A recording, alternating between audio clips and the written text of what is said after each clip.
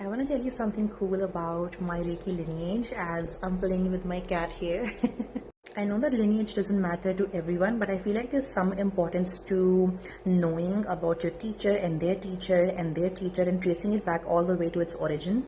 I am a generation 6 Reiki master. What that means is there has been 5 teachers before me and I am the 6th one who was trained in my Reiki lineage. The first one, as we all commonly know, is Mikao Usui, who was the modern father of traditional Japanese Reiki. The second in this lineage is Dr. Shujiro Hayashi, who was also one of the students of Usui.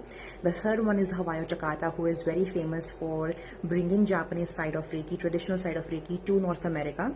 Now, there's a lot of history there that we won't go into today. Hawayo Takata, in her time from the 1950s to 80s, taught 22 Reiki masters. She anointed them, she taught them in her own way, in traditional Japanese way, of course.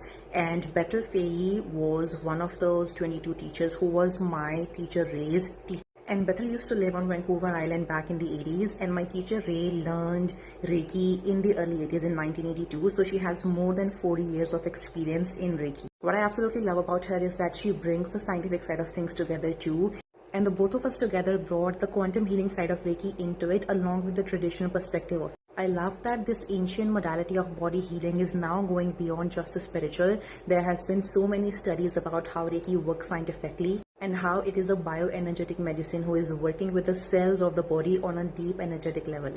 I am going to share about the history and origins of Reiki in so much depth in my upcoming training, which is the most exciting part for me personally. I have done tons of research and I have found so many links of Reiki, of like this type of body healing cross-culturally in the history of human history, like in the history of planet, which I'm so excited to bring forward. I don't think anyone has ever talked about this before in the way that I'm about to, know that I have heard or I've known.